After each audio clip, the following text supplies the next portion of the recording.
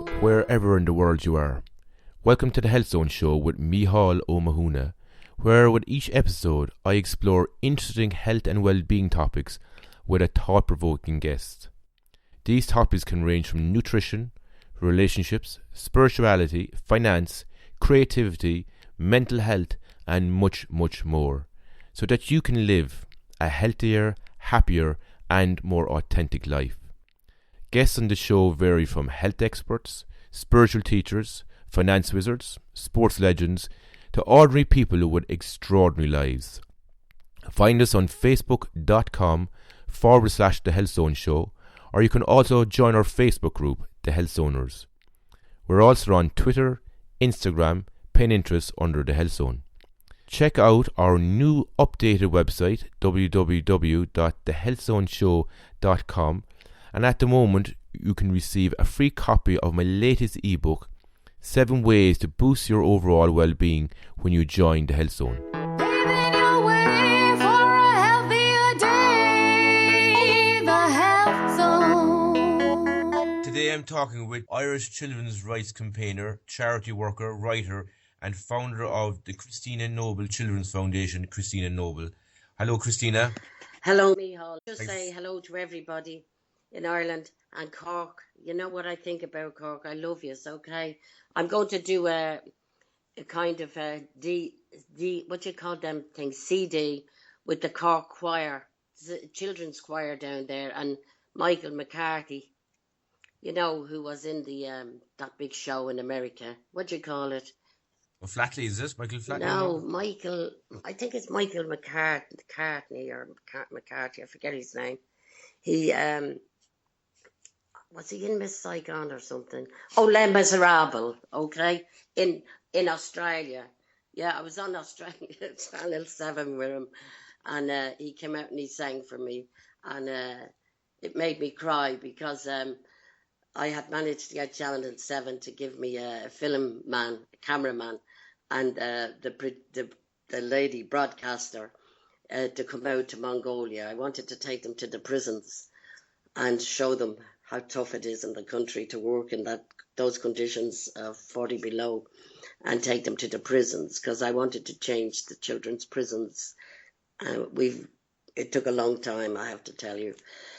A lot of different ways to do it, and a lot of patience, but a lot of love, and respecting also that we're in someone else's country, which you may not always agree with the laws, but nevertheless, you don't get anything by chaining yourself up and screaming and shouting. But we have managed to do all these changes, and that's the lad who's going to do all the. He's a brilliant performer and all that. He's a great singer. He's well known. So he's an Irish fella, and he's from Cork.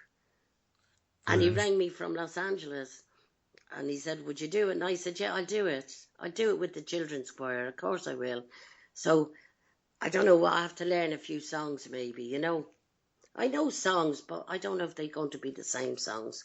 Hopefully we get a few bob as well, and we share it with the choir and for our children, Christina, can you tell me what it was like growing up in Dublin for you? Oh, my friend. No, I'll tell you what it was like. Do you really want to know? Growing up in Dublin, in my childhood, which, as you know, my background is one of pain and betrayal. And the loneliness of living on the streets and created in me a deep compassion for children who are neglected, homeless and without hope. I believe that all I went through as a young person, and not just me, my brothers and sisters, it's quite painful story, really. People knew about me, but they didn't really know about my brothers and sisters. The first time we were in Ireland was, I think it was last year. I can't remember which it was, June, July, or March last year. For the first time in Dublin since we were kids in Ireland, in 53 years we were together in my country here and their country. They hadn't been here since we were all separated as children and put into different institutions. Quite a strange experience. I could say a very beautiful experience, but yet a strange experience, you know. It's like we all talked about it. We never forgot each other, but it was like an emotional compass where we eventually knew my sister was in Canada, my brother was in America, my other brother was dead, my other sister was, where was she? She was in England. We all got together again. And you'd have to be with me to know. I can't explain it to you. I'm not even going to try. It was very tough. It was very hard. It was very, very painful. Long silences, and at other times, laughter and fun and little memories, you know. I was born in the Liberties, as you know. I mean, I think everybody knows that. And Mammy died from tuberculosis and heart disease. She was from Carrick-on-Shannon. She was a lovely woman, a lady, a beautiful lady, a good lady, a woman who used to help people fill their forms in because she was educated, you know. And she used to help the sick and the dying, wash them. She knew how to lay people out.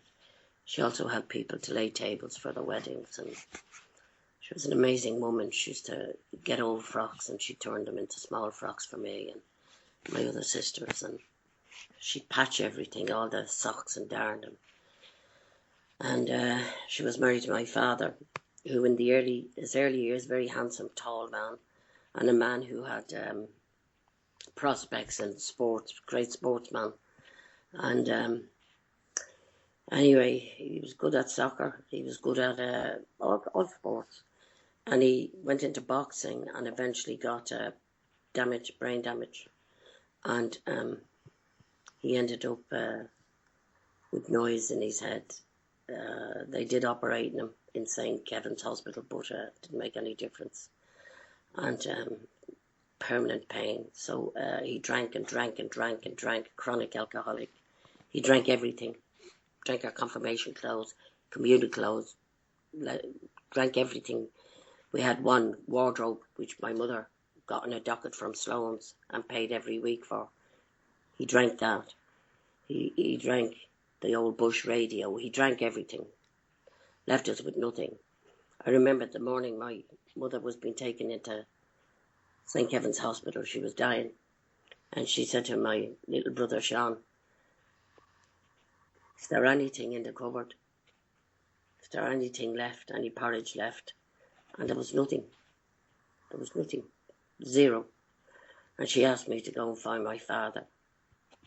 And I found him. I found him across, I tried the local places, couldn't find him. And then I found him, I had to go over the bridge. And I found him in a big pub. I forget the name of it now.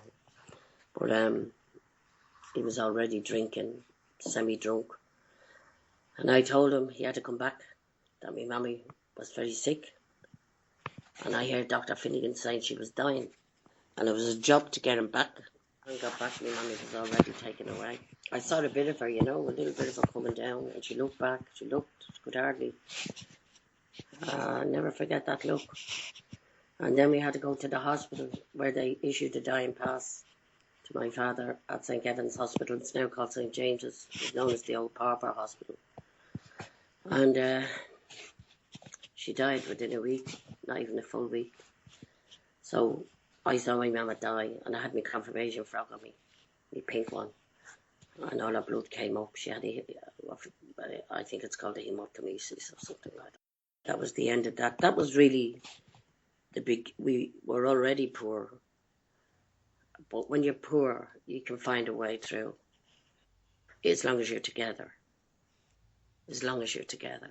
And with the kind of mum we had, we'd have found a way through. I'm sure we would. But without mum, there was nothing to hold on to. There was nothing left. It was over. I then tried to look after my brothers and sisters. The youngest one was about 3.5, for Philomena. She's in Canada now. And I did my best, you know. I used to go down to market at 1 or 2 o'clock I beg your pardon, 4 o'clock, 5 o'clock in the morning. the old Smithfield, you know, and try to get the whatever vegetables you'd find, you know, they cut the outside of the cabbage leaves on the ground and try to get a few potatoes and the old oranges, the ones that were blue, kind of mouldy on the outside. To get where I could and bring them back, and there was a fire, burn the oilcloth and put a black pan on the fire and try to do something with them for the cook for them, you know. And even the skins I used to keep for the next day and fry the skins. So I know about poverty. I know all about it. And I know about 6 of us sleeping in one bed. I know I lost 2 brothers as well. 2 brothers died. There was 8. And I saw the little coffin in my father's hand. And we all had scurvy, ringworm. A lot of kids did anyway. But fleas, you name it. I bought paraffin oil, poured it over my sister's head, my brother's head, to try and kill the fleas because all their necks were swollen and there was big scabs on them. And I tried to do what I could, and I was really afraid of it getting into their eyes. Put it under the old tap in the big ceramic sink and do my best, you know. I was only small like myself, and I was about 10 and a half or something. And my older brother, Michael, he joined the Irish Army. He was 13 on my dead brother's certificate because one died early.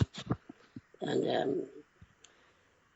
was 3 dead, but one died before Michael was born. And his name was Tommy. And my brother got into the Irish Army and his certificate. He was very young. He was very young. And then a year later they found out. And then he went to England. And would you believe it, he got into the Irish Guards. You see, you got to think about that, you know. It's about survival. Very smart kids. We were smart, intelligent kids. Mommy wanted us to have a good education. And Michael was he passed his primary, you see. And but anyway, to cut a long story short, Michael ended up a doctor. He had a practice in Ville on Rhine by the Black Forest near Basel, on the borders, you know, Switzerland. A great guy, but he died, you know. I only saw him about 4 times in my life.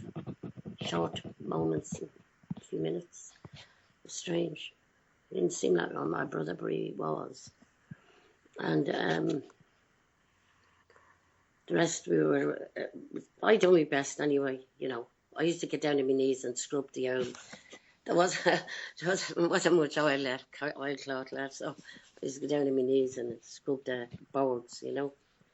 Jeez, I had to start breaking up the boards then, and to light a fire, you know. And I make sticks out and bundles and go off selling it, you know, up the South Circular Road and around the flats, you know, penny a bundle, 3 bundles for 2pence, you know, that kind of stuff. Pushing this pan with 3 wheels. It wasn't easy, I'll tell you. And winkles, going picking winkles, you know, from the ocean when the sea went out, bring the winkles back in a sack, walk all the way back because you wouldn't have money for bus fare. And then I used to boil them on the old black pot in the fire and make cones out of the newspaper, you know. Get the old newspapers that was left from Mixer. The Mixer was the newspaper man. And make cones and sell them, you know. Stick a pin in the top of the newspaper and sell them. So you did whatever you could. You know, to feed the family, like. And then I remember giving a letter to Mikey Mooney, who had a vegetable shop down in the end of Arab Lane. It wasn't like it is now. There's a lot of tenements and stuff. And I asked him for a half stone of potatoes and a head of cabbage. And my mum said she'd pay it Friday. I had a little note. I wrote the note myself, but I put my mum's name down. It was well dead. And he let me have it, but I went again, he wouldn't let me have it. He said, your mother's dead, Christina. So all things like that, you know, to survive. So we know all about survival. And then we were taken up to getting evicted and all that stuff, you know.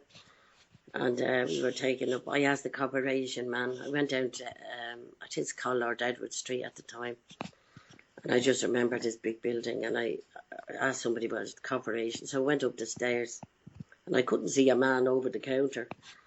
I was asking him, would they give us a chance for another few weeks and we get the money for them and all that. And he told me to go home. He ran me out of it. So we lost the place, you know. And my father took us up to an aunt and an uncle who weren't very kind at all. They both alcoholics. Didn't take much to make them drunk, I can tell you, with the bottles of stout in the brown bag. And he used to threaten us with a red poker. I don't want to go into that, you know. He done a lot of damage to my brother as well. And he used to try and abuse us. And we had a very hard time. And I eventually had to take my sisters to St. Stephen's Hospital because they had a lot of pain and everything. And they had to fumigate us, and we got all this big things of malt. They gave me paper to go to the chemist to get all this malt and perishes food. Can't remember what it was all about. It was something perishes food and malt. And then 2 days later, the man with the peak cap came and we were taken to Dublin Castle, to the children's court, where we were then separated. And I hardly ever went to school. And your man, Dickie Clark, told him that I hardly ever went to school. He said he was going to get me anyway, and he did. And so they separated me from my brothers and sisters. They sent me to a place up in North Dublin. It's like a Magdalene laundry place.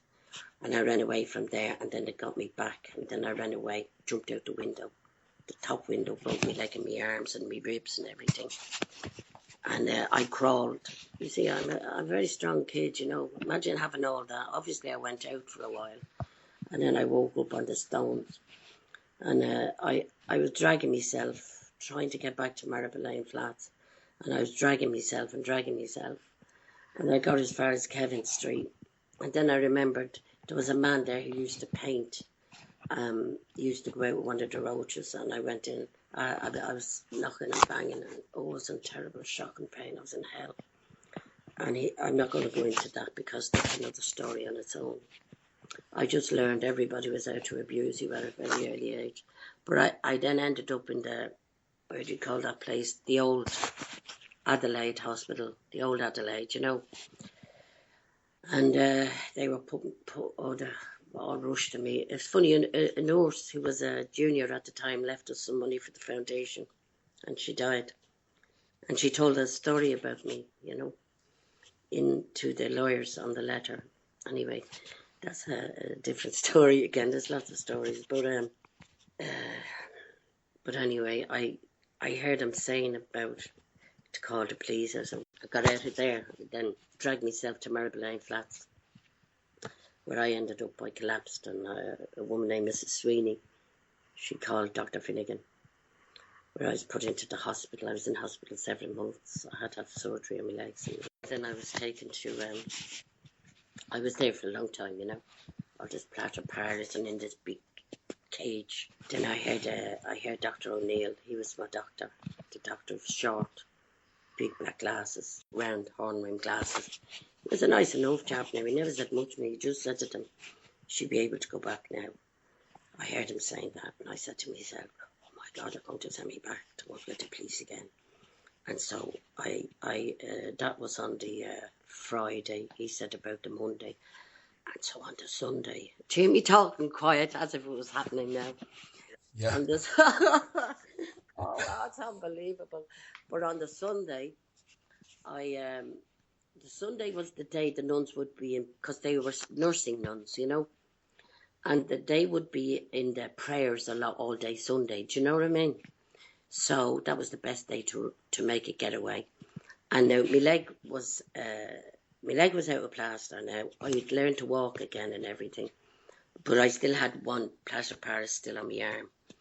And but I got out, and I went out the back way by the morgue, you know, and I got out onto the Basin, which is the back of Basin Lane School, because I know all that area well. And I hid there, but eventually I slept there too, and I got hold of a man who was cutting these, whatever you call them, hedges. And that time you could leave. I thought, well, I know he left his thing on the hedges. He was eating his lunch or something. And I managed to get it, and I managed to get this plaster Paris off. It took hours and hours. And I looked at my arm, it looked very thin looking to the other arm. I said, Jesus, I got thin arm and another different arm. I remember saying that to myself, and I thought, I don't care. Now they won't catch me because they'd be looking for somebody with a plaster of Paris. And that's when I went up to the park. I slept everywhere. I slept on the side of the canal.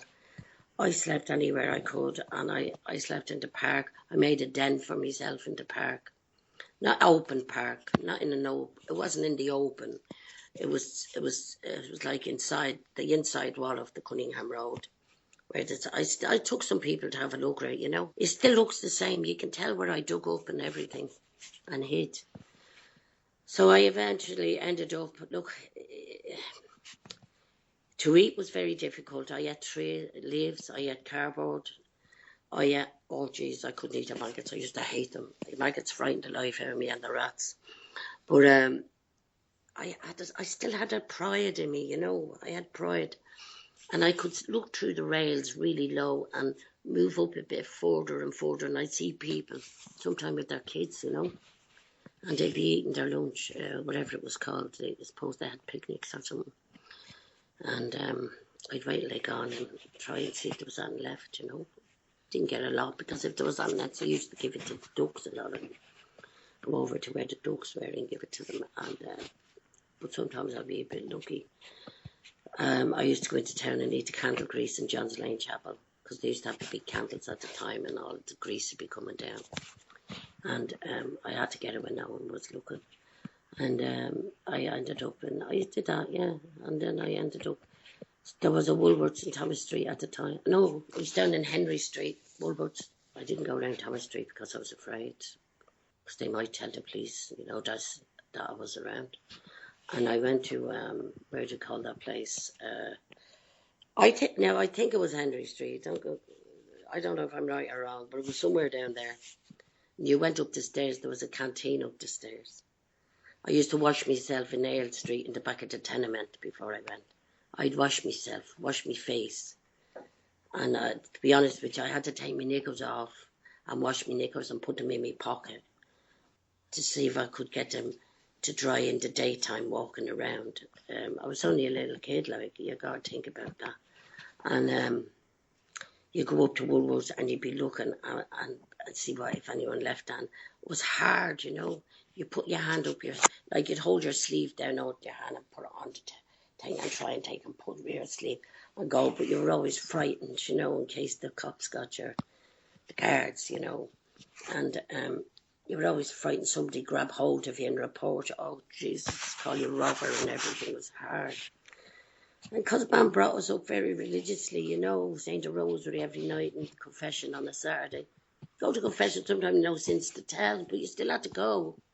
Said the same thing every week. 2 Hail Marys and an act of contrition or something like that every week. And sometimes you'd say, Mum, I haven't any sins. But you still had to go. Then communion, you know, so you had that in your head as well. You die, you go to hell and burn in hell and everything, and it never stopped, and you were terrified of it, so you couldn't rob a cake or something. You couldn't rob a cake. I wanted to rob a cake a few times, but I couldn't rob it, you see, because I was so scared of burning in the hell. And it was a very hard way to live, and I got infections in my legs and from the cold, you know, the chilblains, and they all got infected and sent poison in my legs, and I ended up down at the hospital again and bandaged from top to bottom. It's a long story. And then the police caught me, you know. They caught me. I did see my father sometimes. He was living in Benburb Street in a hostel. And I did see him mostly when I saw him. He was drunk, you know. But sometimes he'd give me the money to buy a bag of chips. And I'd buy the bag of chips. I lived on chips and anything else I could get hold of, you know. I ended up, I got caught anyway, to be honest with you. And I got caught, yeah. The police got me. The big, tall policeman got me. And they were very big policemen. That's what I think anyway. And they said, watch this one. She's as wild as a rat and get it through the window. And they got me. Because I was up in Keogh, I think it was called Keogh Barracks. It's like a little cell. And my father had a little tiny bed there that he got from the corporation, because mostly he was in the Bambourb Street, which was a hostel. Anyway, they gave him this. It was like a little cell. I think it must have been a British barracks or something. I don't know what the hell it was. It was tiny anyway. And then he said to me, you had this place up there and I could go there. And I went there. And it was only one little tiny bed. And I slept at the end of the bed and he slept at the top. I want to say my father never, in any shape or form, abused us in the sexual sense or beatings or stuff like that. My father never did anything like that. And that's why I still love my dad. He wasn't like that. His sickness and disease was alcoholism. And that's why he couldn't take care of us. He couldn't look after us. And I'm making excuses for him. But I used to sing the White Colonial Boy and everything. And he played the harmonica to us when we were very small and everything. It's just since he got all that stuff wrong with him that he all changed. But anyway, I just take a few moments, okay? Oh, fine, you take your time, Christina. Yeah, just a few moments. I just have to take my cup of tea. I love the cup of tea, even if it's cold, you know. My tea is a good sense of, it's a source of comfort to me. I hope you're drinking Barry's tea. Oh, jeez, I wouldn't drink anything else. Oh, don't be... Should I put Barry's tea around the world? Everyone knows Barry's. I talk to everyone, no matter where I am, even in the bleeding desert. Barry's tea.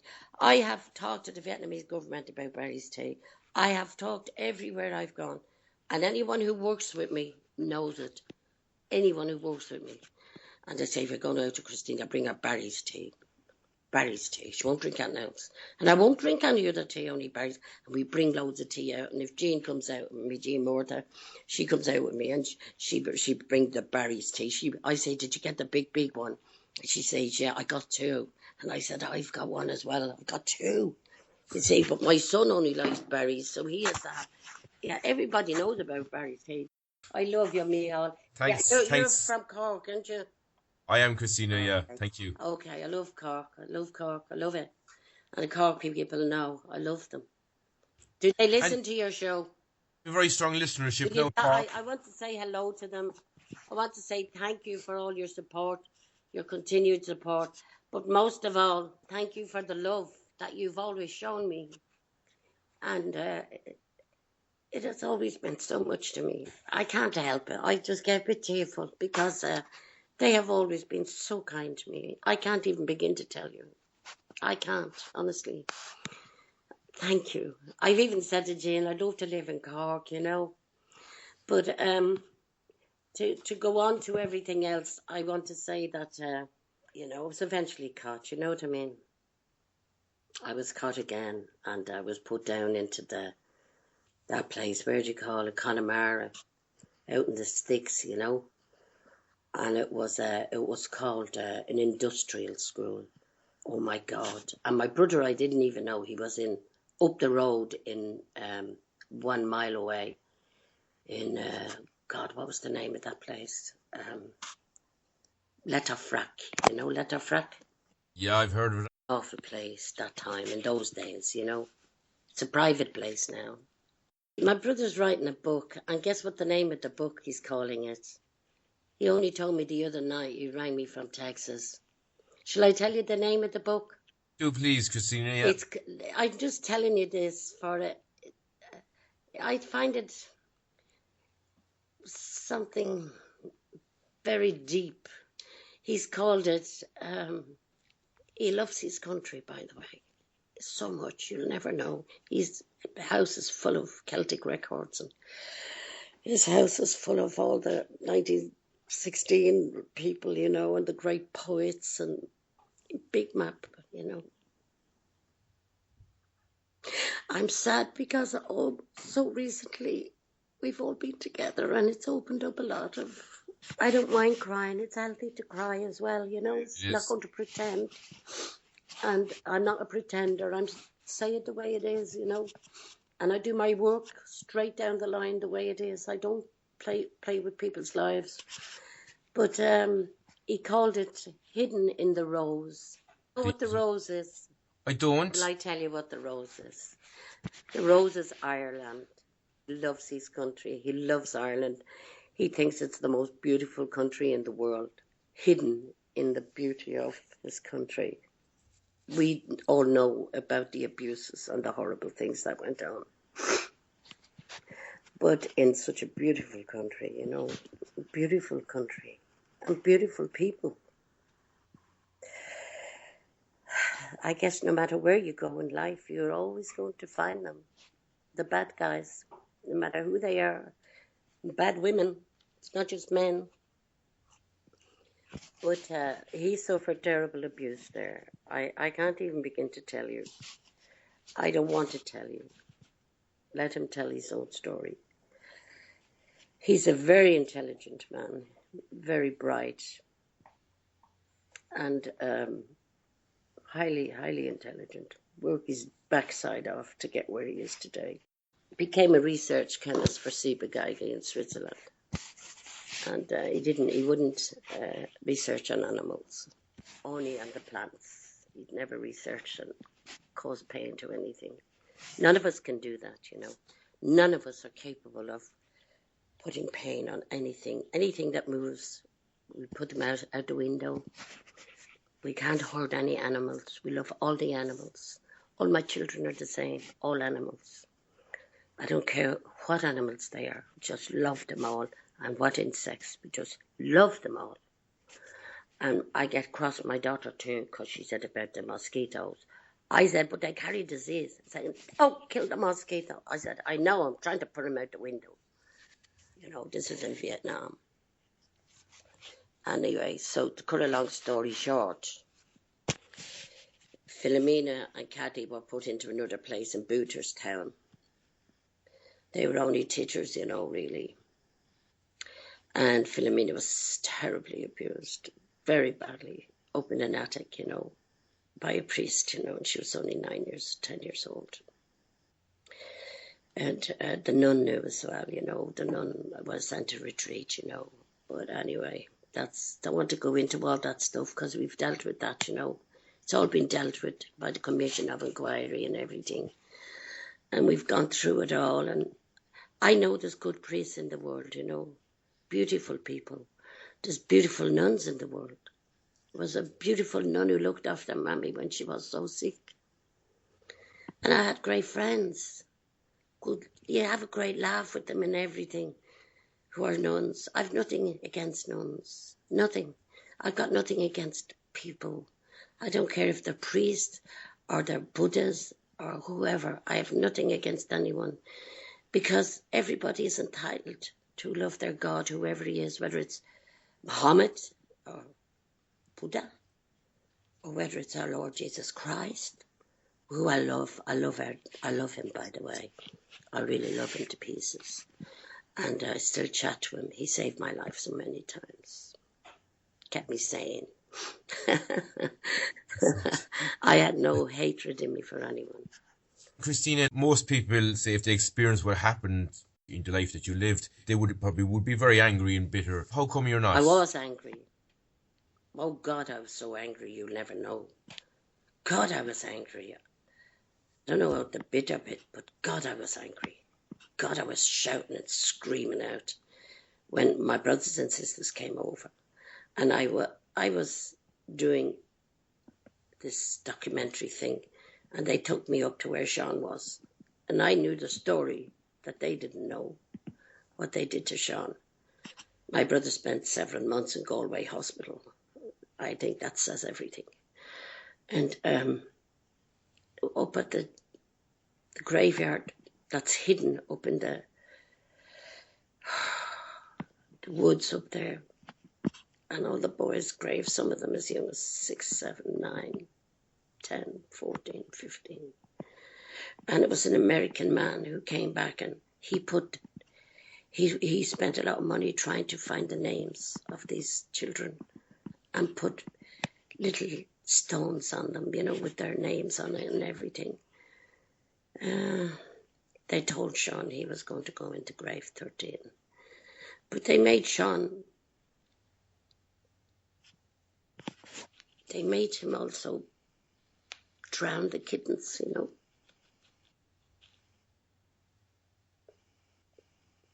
My brother loves animals. If he had a choice, I'd have drowned the kittens. Or you can come and I'll show you where your sister is.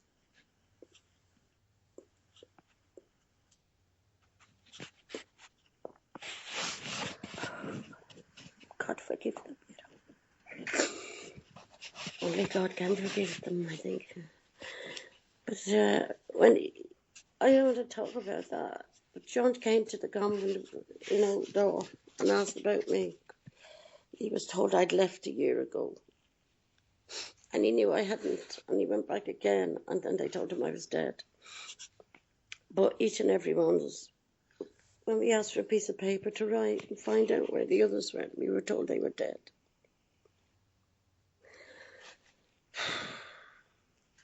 So, I don't know what to say to you, really. I don't know what to say. I don't know what kind of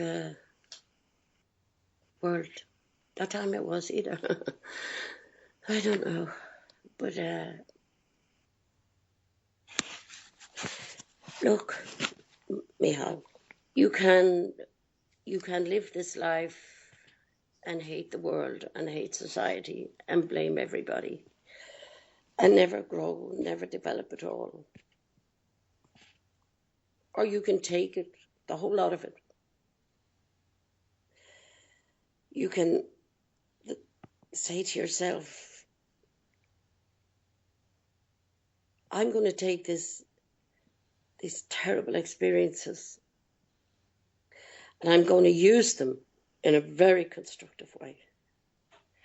I know what it's like to be nothing and nobody. I know what it's like to be isolated. I know what it's like to know timeless time, just time, till it became timeless, nothing.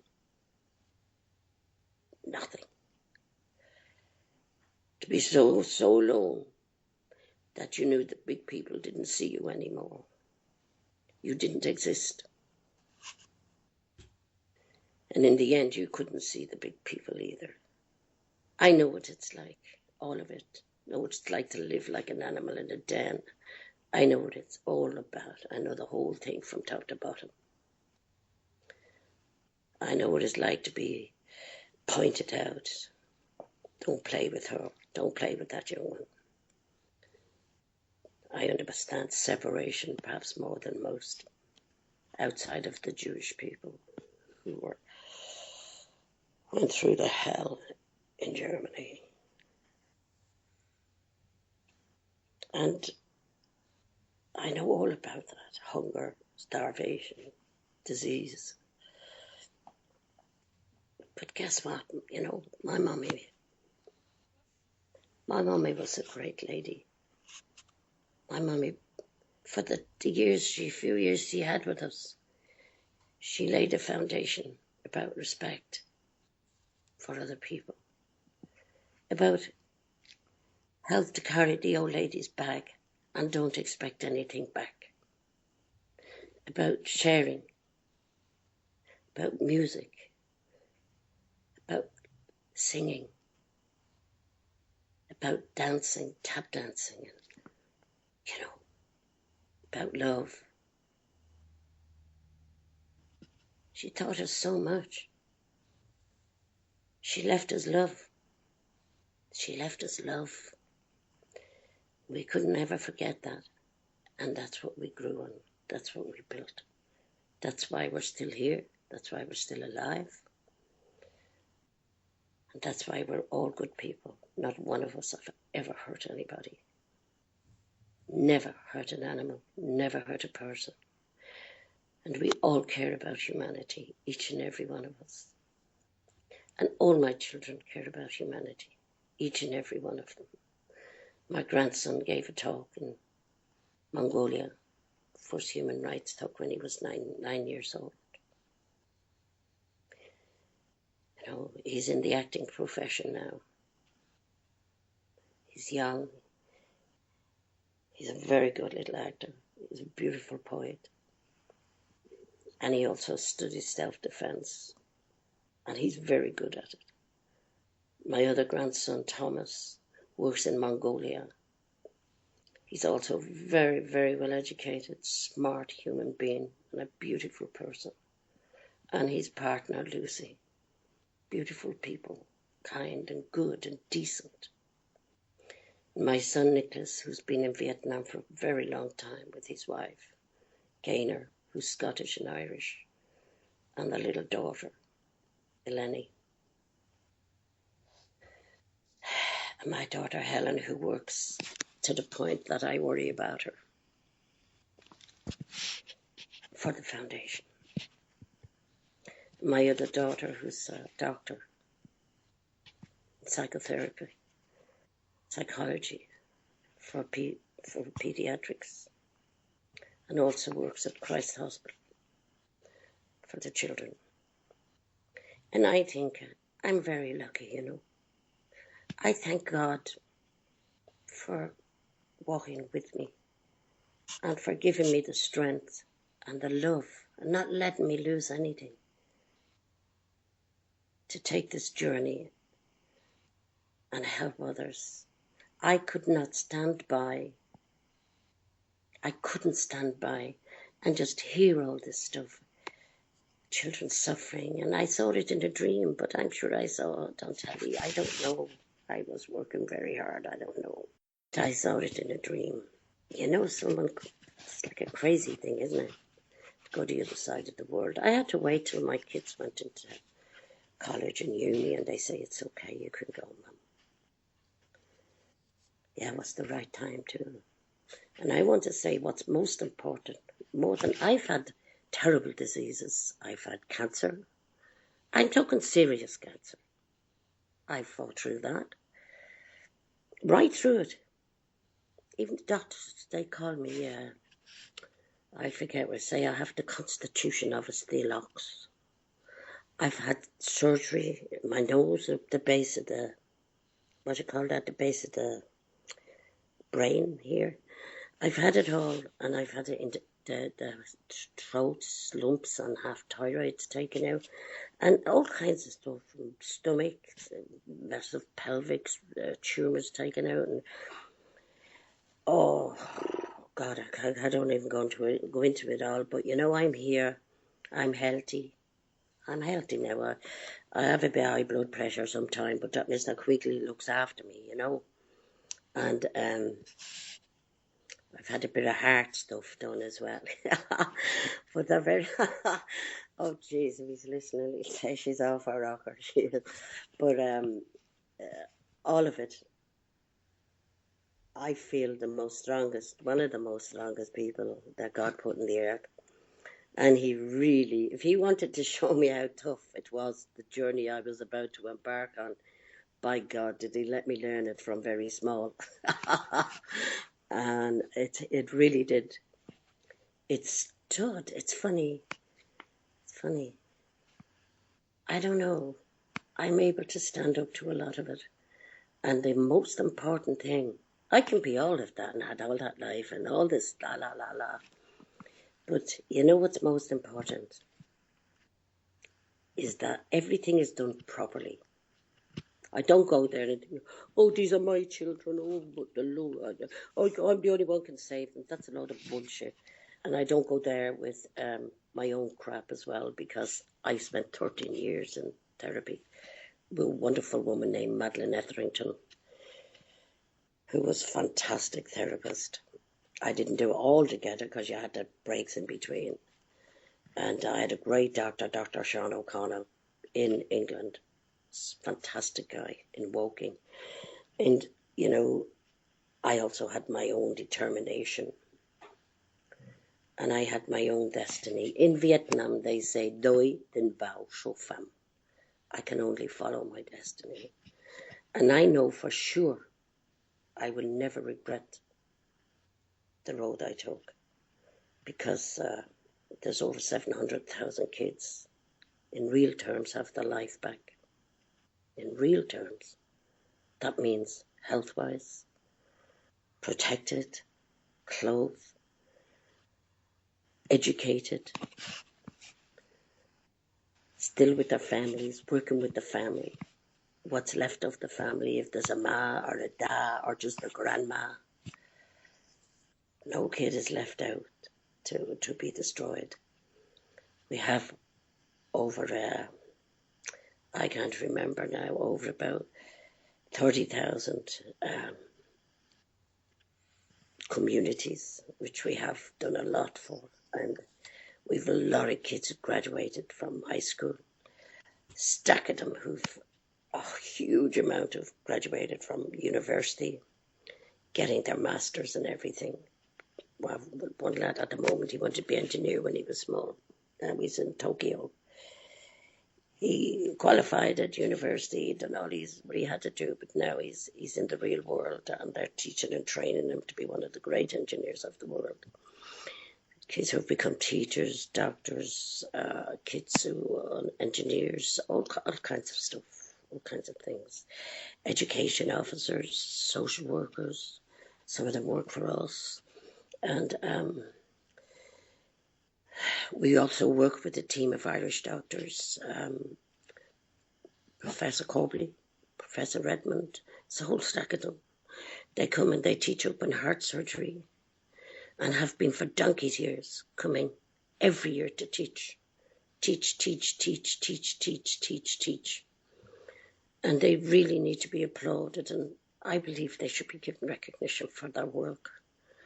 You know, they just do incredible work. We all work together in association with each other. They do the paediatric hospital number 2, you know, and what you call it, you know, with the legs and the limbs and all that kind of stuff. There's a whole stack of them. Oh, they're brilliant they are. And Ireland is a little country, but doing big things. You better believe it, doing big, big things. You know, kids in shelter. I call them birds' nests. You know, where the big bird would taste the little birds. I told the staff, stop calling it shelters. It's not shelters. That's a home. You know. They drive me nuts sometimes. You know, with that word. And all those kids are doing brilliant. A lot of them have graduated. I think the last 3, what were they? Surveyor, architect.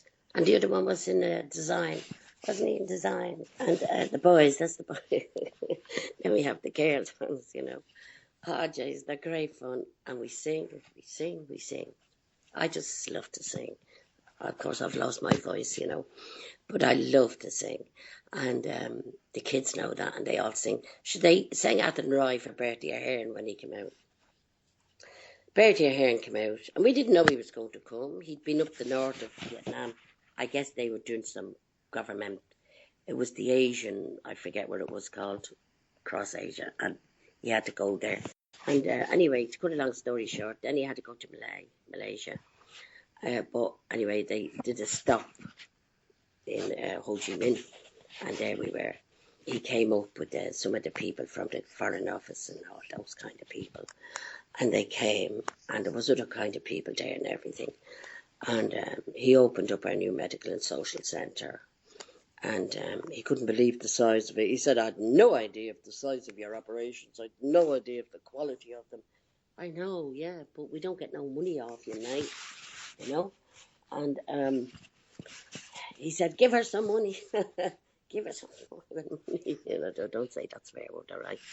And so the kids sang, you know, the little ones, because we have little babies who are very sick and everything. We have all kinds of children, kindergartens, all over the whole country. And we've built on top of high mountains. Garda Síochána, the fraud squad, Garda Síochána in Dublin, they got us money. They raised a lot of money for us. We built a huge big school on top of a mountain for the ethnic minority people, a beautiful school. And then we brought the fraud squad sergeant out, or inspector, I forget, what was his name, Pascal Walsh, to show him, oh geez, he couldn't believe he had to go so far up this mountain. Anyway, he said, I can't believe what I saw. Can't believe it. The quality of the building, everything. Unbelievable. He cried. He just cried. And a big thing up Garda Síochána. They gave us the money to do this. And thank you, Garda Síochána, if you're listening to me. I know everybody thinks they're always getting at them, but I think you're great. I've got a meal of mahagul. I could tell you a whole stack of stuff, couldn't I? But I just don't know if you want me to, I could. Do you want me? I tell you what we've done. We've got the Children's Medical and Social Centre. It provides an integrated programme of services for abandoned babies, destitute children, sick and malnourished infants, and their parents. Now, the facilities include intensive care unit, outpatients clinic and dental clinic, residential care facilities, daycare facilities. The centre provides an international standard of healthcare to 1,000 disadvantaged children per month suffering from various medical and social problems. Medical assistance programme we have, support children in urgent need of medical assistance, including life-saving surgery, corrective surgery, that's for the legs and everything they can't walk, and post-operative care, which enable children to eventually lead a normal life. Medical exchange programme with the Royal College of Surgeons, Ireland. The exchange programme was established in 2003 with Professor Martin Corbley of the Royal College and is designed to help establish best practice in all areas of paediatric surgery whilst bringing world-class medical expertise from Ireland to Vietnam on a regular basis, and while also taking key local Vietnamese medical staff to Ireland to train. The Sunshine Children, oh no, I better say the Sunshine Schools, hadn't I? Free education, food and medical monitoring between the ages of 5 and 16 years old. Residential homes for very vulnerable boys and girls. Provide a sanctuary of safety from sexual and economic exploitation. Trafficking, which will destroy them. Providing all educational needs and vocational training. The Education Scholarship Programme to support underprivileged children who are at risk of dropping out of school due to financial difficulties and supporting them right through to college and university. Vocational training and job placement programs. Provides former street children with the opportunity to obtain steady employment. Microfinance loans provide loans to help desperate parents of street and disadvantaged children to set up their own businesses.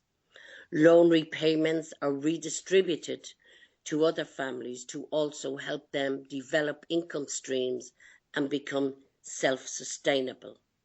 All these things happen, by the way, and are very successful.